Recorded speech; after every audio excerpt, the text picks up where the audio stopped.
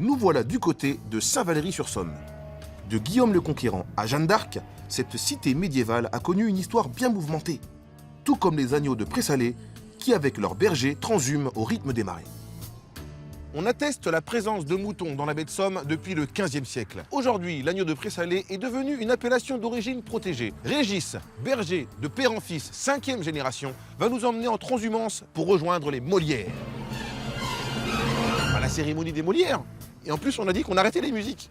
Les Molières, la partie végétale de la baie de Somme, recouverte par la mer lors des grandes marées. Bon allez Régis, expliquez-leur tout ça.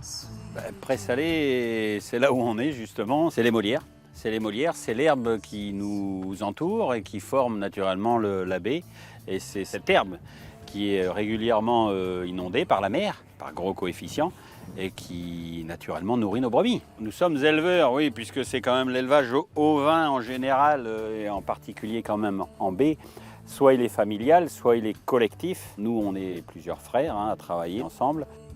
Moi, je m'occupe principalement de tout ce qui est plaine, gestion de la plaine, du foin, puisqu'on fait pas mal de foin aussi. Ça, c'est une des bases de l'alimentation de nos brebis.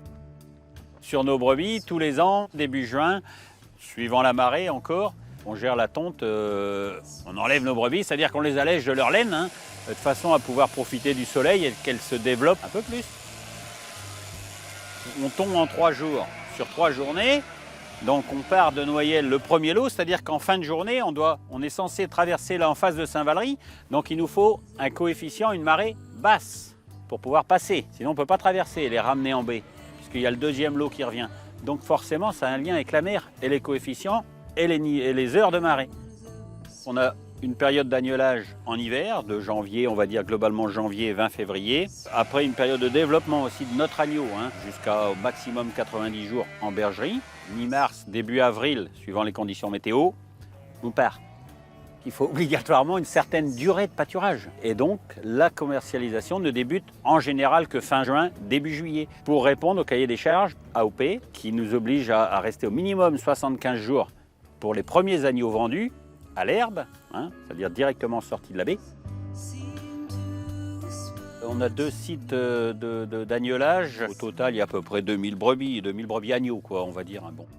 Le lien, nous, on n'est pas très loin, mais bon, Pinchevalise, mais entre la terre et la mer, ça, pour nous, c'est impératif, c'est vital. Sinon, notre élevage disparaît.